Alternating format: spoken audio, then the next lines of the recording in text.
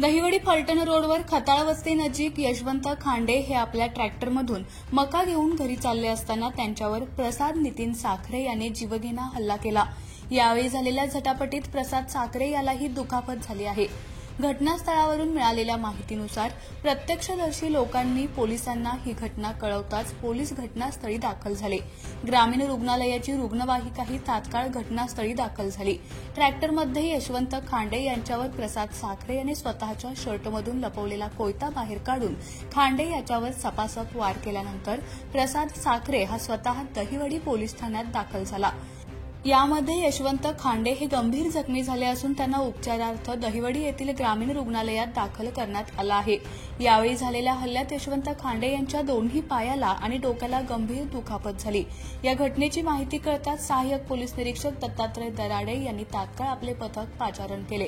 खांडे यांच्यावर जीवघेणा हल्ला झाल्याचं समजताच दहिवडीतील खांडे यांची भावकी आणि नातेवाईक तसेच दहिवडीकर रुग्णालयाबाहेर मोठ्या संख्येनं उपस्थित झाले होते। जमिनीच्या आणि रस्त्याच्या वादातून ही गंभीर घटना घडल्याची प्राथमिक माहिती समोर आली आहे।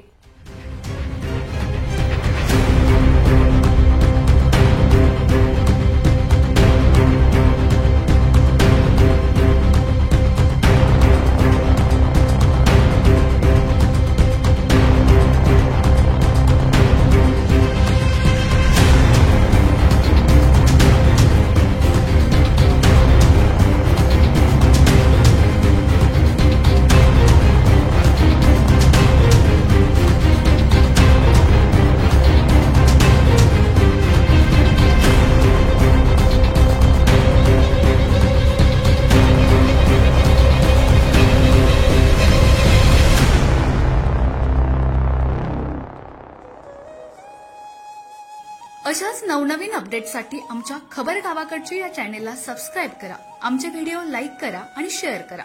धन्यवाद।